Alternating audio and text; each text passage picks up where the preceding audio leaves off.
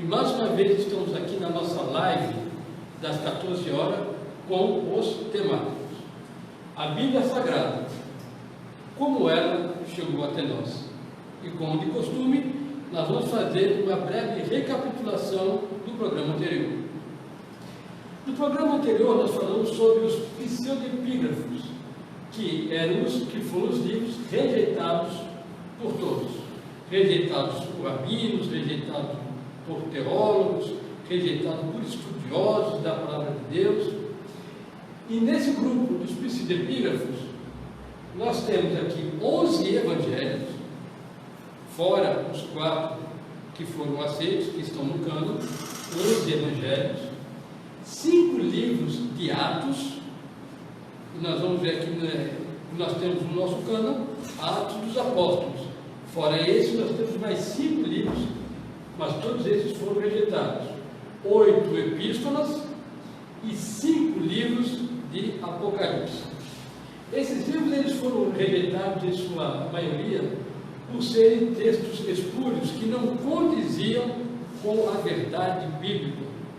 Textos que, na maior parte deles, não continham nem mesmo o seu autor. Então, por conta disso, eles foram rejeitados. Hoje nós estaremos falando sobre este tema. A transmissão alternativa. Como Deus havia falado antes da linguagem escrita. Transmissão alternativa. Várias alternativas estavam abertas diante de Deus quando decidiu escolher um meio de transmitir a sua verdade ao ser humano. Ele poderia ter usado um ou mais veículos de comunicação empregados em várias ocasiões ao longo do tempo. Deus poderia e pode falar de várias maneiras ao ser humano. Ele é Deus e todo o poder emana dele e está com ele. Então ele poderia ter usado e usou alguns métodos um tanto quanto diferentes para falar ao ser humano a sua mensagem, para falar ao ser humano a verdade divina. E hoje nós vamos ver alguns exemplos de como Deus falou ao ser humano antes da escrita. O primeiro exemplo está em Gênesis capítulo 18. Apareceu o Senhor a Abrão nos carvalhais, quando ele estava sentado à entrada da tenda, no maior calor do dia. Levantou ele os olhos, e eis 3 homens de pé em frente dele. Vendo-os, correu da porta da tenda ao seu encontro, prostrou-se em terra. Então, este texto aqui, Gênesis capítulo 18, Deus vai falar a Abraão. De que maneira? 3 homens. Com o seguir do texto, nós vamos perceber que esses homens foram anjos enviados por Deus para falarem com Abraão. Isso foi uma particularidade naquele tempo, naquele ato, naquele instante.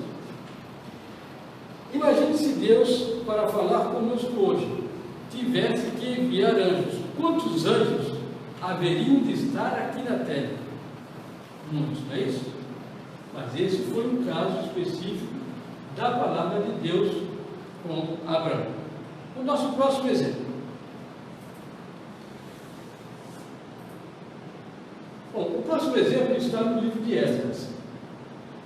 O governador proibiu que comesse dos alimentos sagrados enquanto não houvesse um sacerdote que consultasse a Deus por meio do Urim e do Tumim, que são essas pedras aqui, né? Tumim e Urim. Isso aqui, para o hebreu, são 2 pedrinhas que são jogadas para se tirar sorte, para saber o que Deus quer realmente falar. Hoje seria algo mais ou menos como um cara coroa, você jogar uma moeda e tirar a cara coroa. Ou então os búzios, jogo de búzios. Ou como as crianças costumeiramente fazem, tirar para o ímpar, seria um tipo de sortilégio. Então, no livro de Esdras, nós vamos ver esse texto aqui.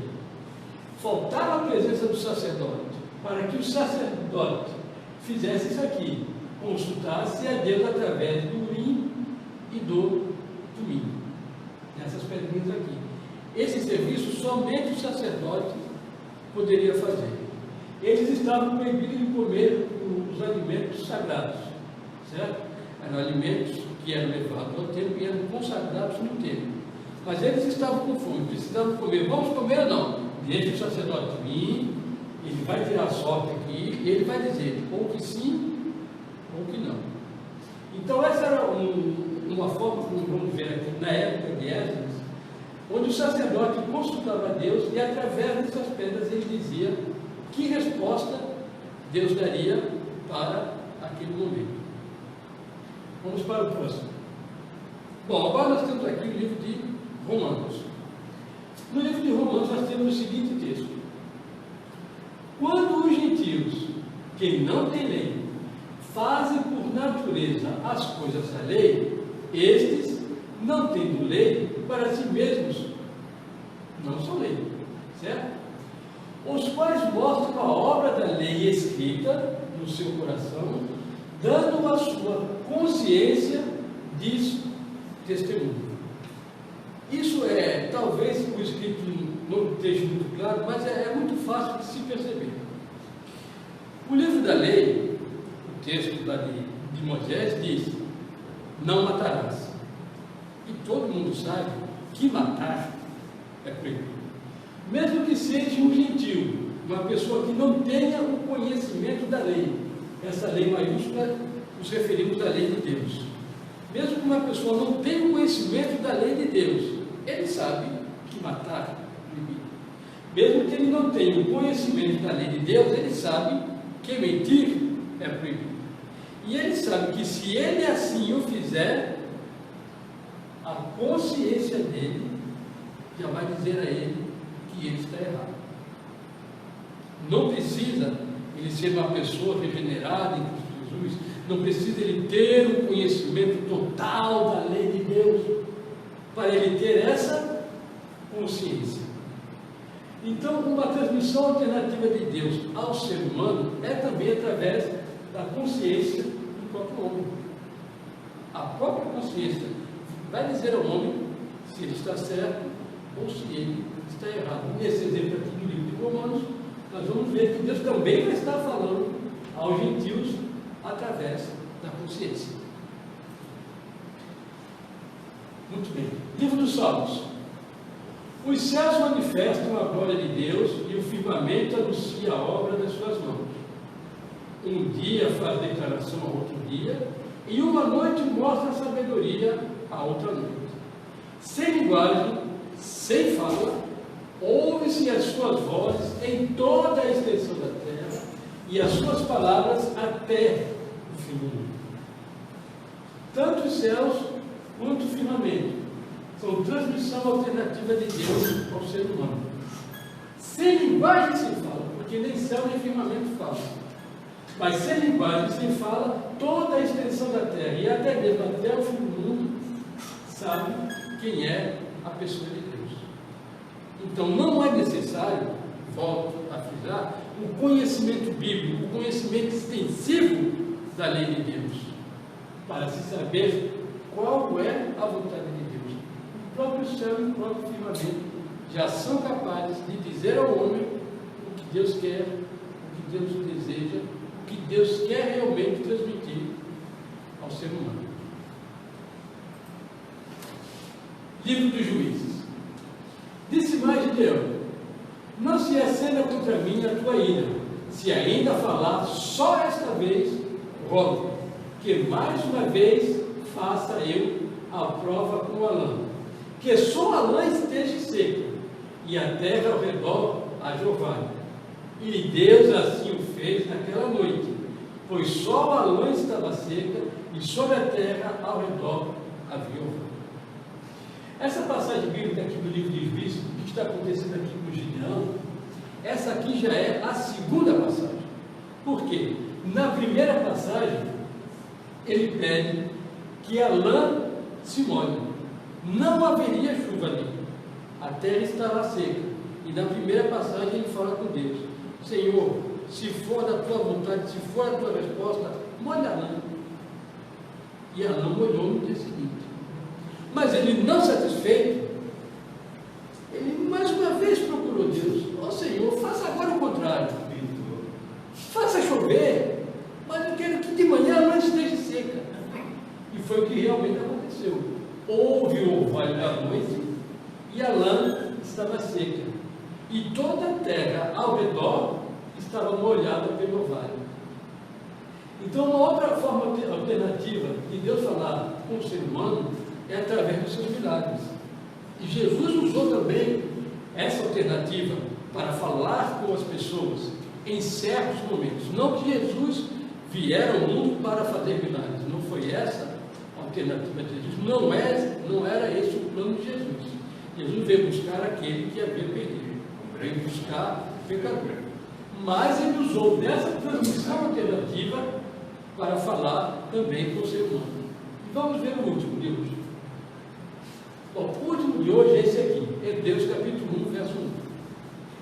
Havendo Deus antigamente falado muitas vezes e de muitas maneiras aos pais, essas muitas maneiras foi o que nós vimos, a nós falou-nos nesses últimos dias pelo Filho. Atualmente, Deus fala conosco, não das maneiras alternativas, isso já não existe mais.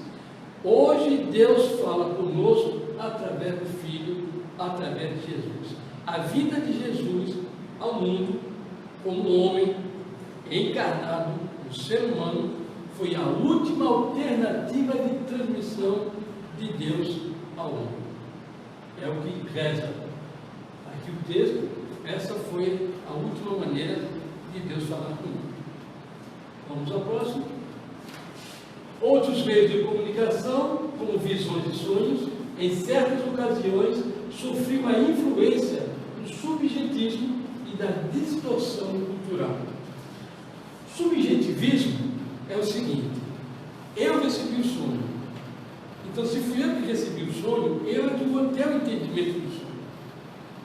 Para que eu transmita o meu sonho a uma outra pessoa, talvez aquela pessoa não vai entender o meu sonho, porque fui eu que sonhei, porque ele falou comigo.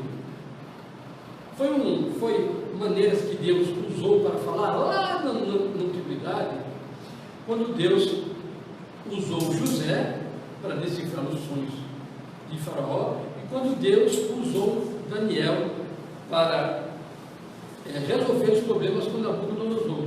Foi através de sonhos, e Deus usou daquela maneira, naquele tempo, naquele artifício, naquela época. Hoje, Deus fala através do Filho. Era o que se verificava, sobretudo, ao compará-los com alguns meios mais objetivos de comunicação, os quais faziam uso da linguagem escrita. Dentro disso, no nosso próximo programa, nós vamos estar falando sobre a linguagem escrita. Por que Deus vai usar a linguagem escrita para falar com o homem? Agradeço a você que esteve conosco e nos vemos no próximo programa. Tenham todos uma hora e um dia.